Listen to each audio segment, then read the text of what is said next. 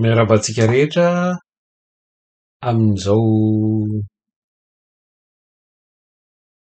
sabotsy faha 20 ny volana novambra 2024 izao. Tsy mety ny angina manoloana ny atandrevaka izay nisesisesy hita tatoato teto amin'ny firenena momba ny tsy fanajana ny fepetra na antsointsika hoe mesure barrière, izany hoe ny fitondrana fanaovana arovava sy ny fanajana ny elanelana 1 metatra faravaratsiny eo amin'ny tsirairay avy, na ny foanana ary na foana ary ny amena ara-pahasalamana izay mbola hiverenantsika rehefa avy eo dia mbola eo dia eo tokoa ny valanaretina mangingina na matoritory noho ny antony samihafa araka ny fandinihana no anton'izay.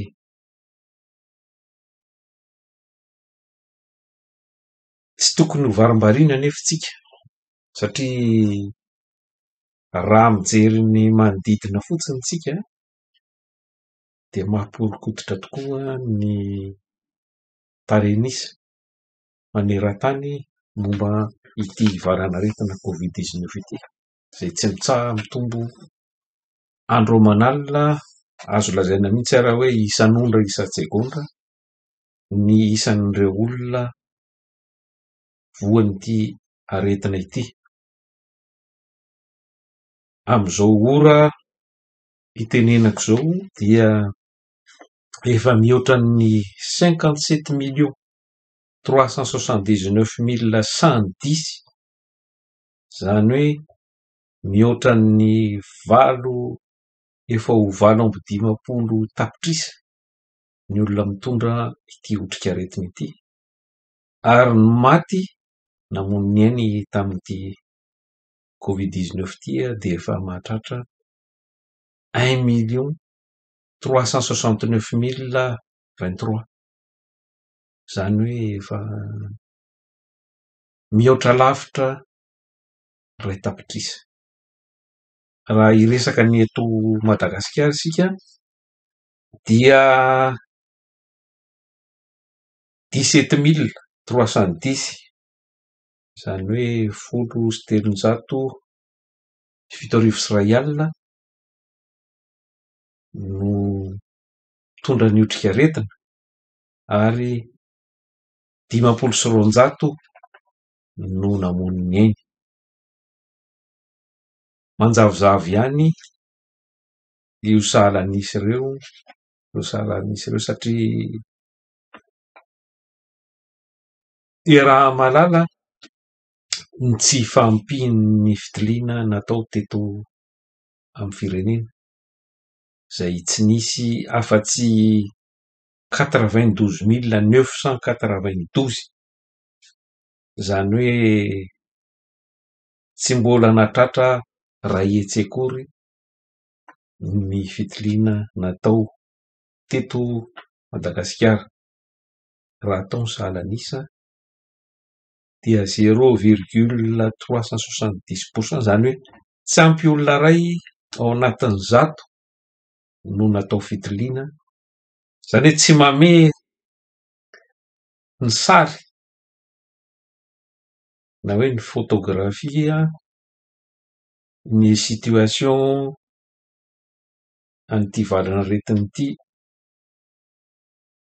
izay tsy fampiana fitiliana teto izay, izany hoe tsy azo aminavinana ny tena hoe atraiza marina zany ny tena fianak'ity valanaretina ity eto amintsika. Izay indrindra no tokony hitandremantsika satria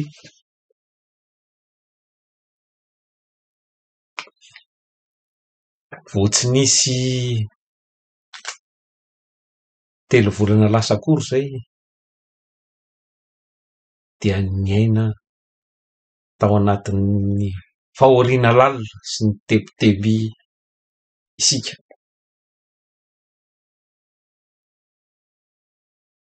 Etsy ankilany tsy nisy zavatra nataony ity fitondram-panjakana ity. Raha tena nandinika tsara isika, tsy nisy afa-tsy netehitra,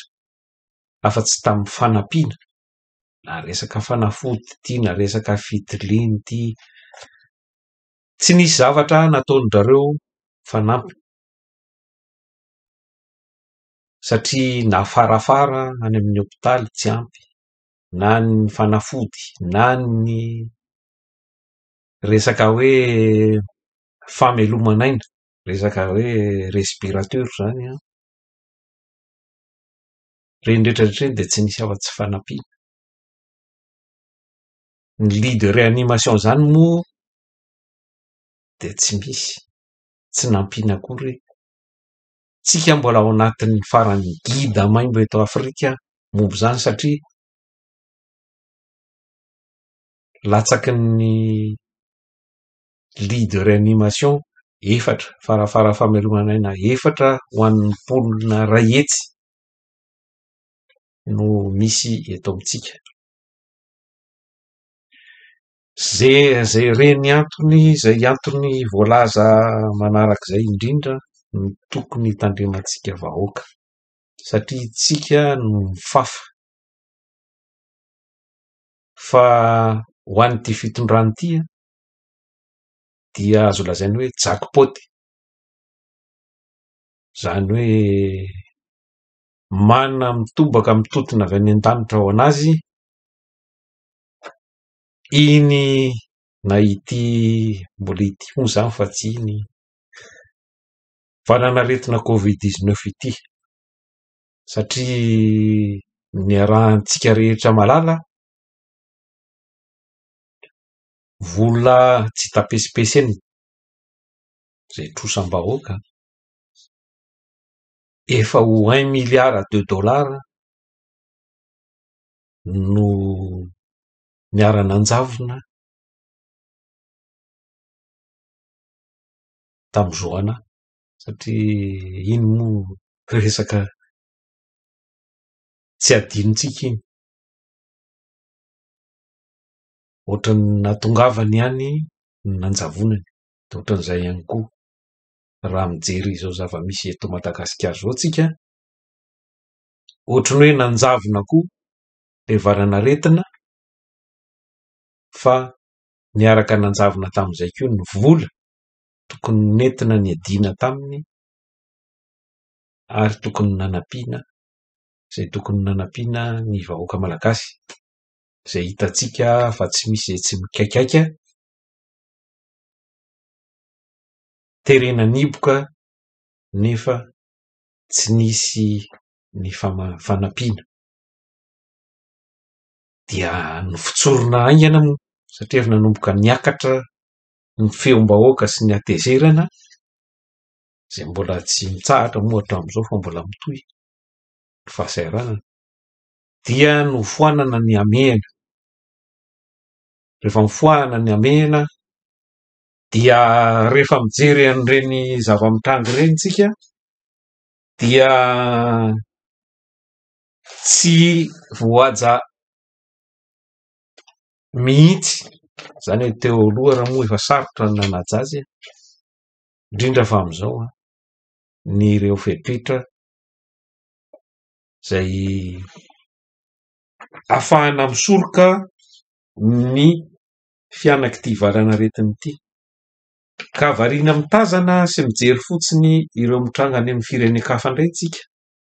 fa raha izao koa mifandehany dia ho tonga amin'izay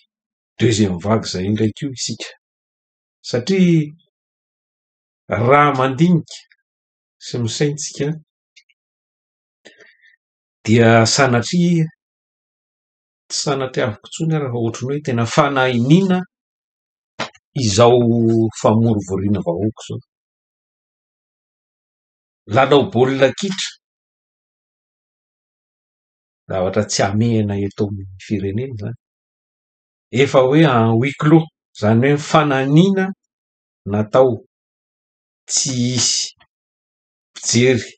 manaraka ao anatin'ny stady. Any ivelany nefany asianao, nasiana écran géant namirina olona, tsy teny hoe hanalina fotsiny fa mety efa hanetsa, zay tsy misy fitandremana velively amin'ny fianaka ny Valinareta. Fanahiniana hoa satria sanareo ohatran'ny hoe ataon'nareo fitadiavam-bola ity resaka valanaretiny ity. Efa nazava moa zay tamin'iny andininy voalohany iny, tsy misy ny mangarahara, ny vahoaka mandraingirangy, tsy afaka niasa voatery nipoka, ka hisoroana an'izay fiverenana amin'ny fibohony zay, satria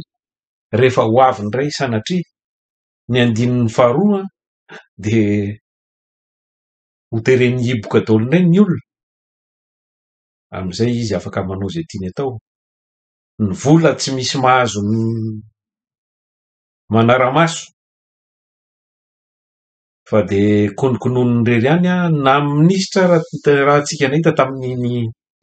andininy voalohany iny fa tsy nanana ny toerany velively ny ministry ny fahasalamana, ary rehefa nanomboka nisokatra ny vavany sy nandray ny toerany izy, avy de nesorona teo satria tsy teny ahita ny hoe ahoana no fandehany ireny vola amatapitrisany ireny. Ka tokony eritreritra ihany sika, satria raha izao tsika niverina mihiboka fanoroany indray dia ho sahirana de ho sahirana tokoa, satria hiverina indray ny olana amin'ny resaka fameloma-tena ny tsirairay avy, ho sahirana koa ireo orinasa madinika indrindra indrindra, ny orinasa lehibe ary moa ny tena orinasa malagasy koa de efa narodana sy noravaina zay azo narodana, ka tokony isaina sy eritreritra sika vahoaka hitandrina mafy de mafy mba tsy hiverenana izay isian'izay andininy faharoa amin'ity valanaretina Covid-19 ity, na deuxième vague. Fa de mbola misaotra an'Andriamanitra sika, mbola azo lazaina hoe nereny tena hoe loza, satria fitahinjanahary, satria raha atao ny fandiniana, nanao fandiniana zany ny manampahaizana, dia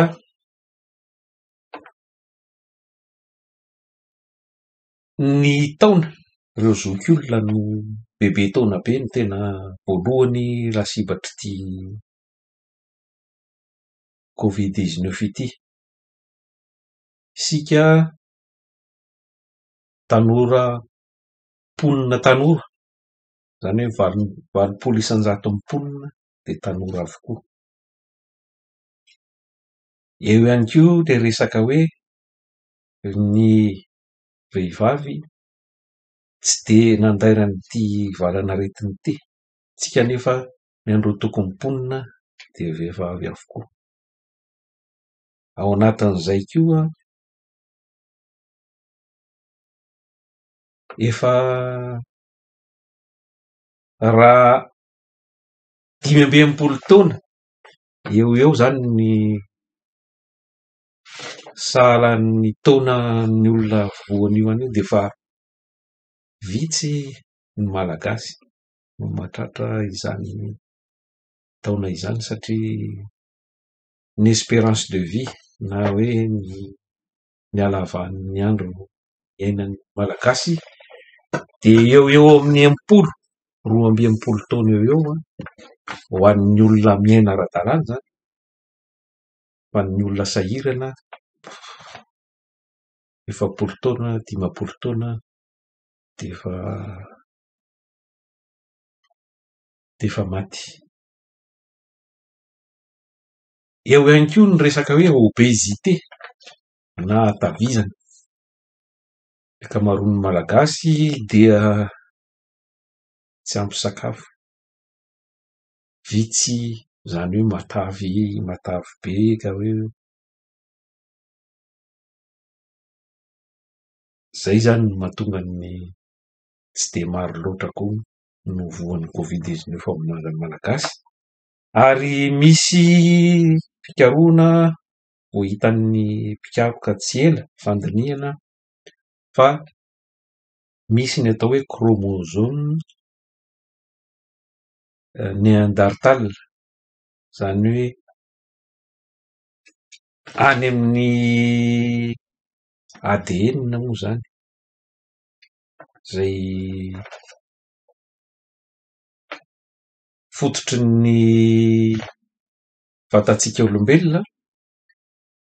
dia raha 500 isan-jato ireo mponina any Azia atsimo atsinanana sy 500 isan-jato ireo mponina Eoropeanina no ahitana azy io, dia tsy hita tanteraka, tsy misy firy ary tsy misy mihitsy azo azany hoe tsy misy mihitsy amin'ny vahoaka afrikanina io chromosome néandertal io, nefa mampitombo 3 avoeny ny risika anaovan'ny marary forme grave na le forme tranga sarotra zany manepotra sy mahafaty amin'ity Covid-19 ity. Zany hoe raha fezina zany zay rehetra voalazako zay dia fitahinjanahary no niarentsika niaren-doza amin'ity valan'aretina Covid-19 ity. Mbola eo ihany koa ny resaka fahaizantsika mampiasa ny raokandro, tena raokandro dia ny rafi-tsara zany, reny ny tena raokandro malagasy zay voapirofo fa tena mahomby tokoa ny fanaovana hevoka amin'ny rafi-tsara. Zay aty de miasa anatin'ny tena hoe misy zany tena aretina hoe olona marary tena hoe voan'ny nakony, zany hoe miara-miaina amin'ny resaka aretina mihitsy zany, fa isaky ny tonga any an-trano de tsy maintsy ataony ny hevoka. De zao mbola tahinjanahary hatramin'izao aloha mbola hitanareo salama soamatsara. Hiepitako vetivety any amin'ny resaka CVO ty, angingina moa zay ny resaka ny tapoato, dia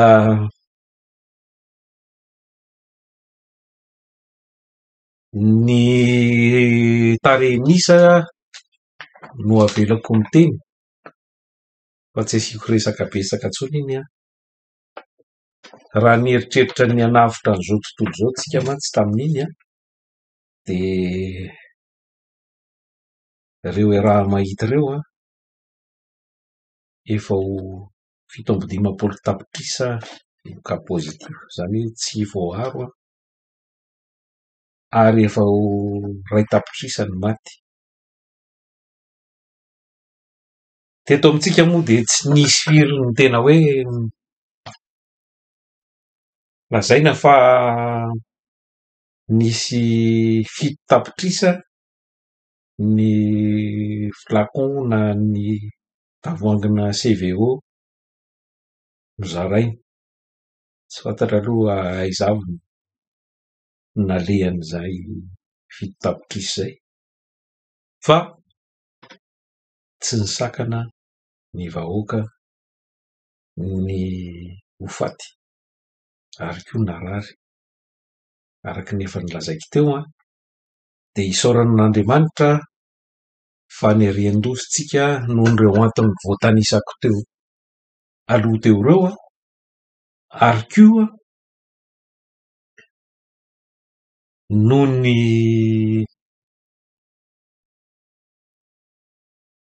tiaretina Covid-19 ity izay isaoran'Andriamanitra fa tsy hoe raha vao mitondra ny otrikaretina ianao dia tsy maintsy marary mafy ary tsy maintsy maty, fa kosa ny 5.10 isan-jatony ireo mitondra ny otrikaretina dia asymptomatika na tsy misy soritra velively hita ity avelany. Tsy midika izany nefa fa tsy mamindra ka izay ny tokony mbola hitandremantsika misimisy tokoa ary mbola averimberiko hatrany fa raha mbola azo atao ny mitandrina dia tokony hitandrintsika rehetra, fa raha mbola tsy vita ity fa mila ezaka ary fitandremana lalandava. Mahay reza daholo indray tompoko ary amin'ny manaraka indray.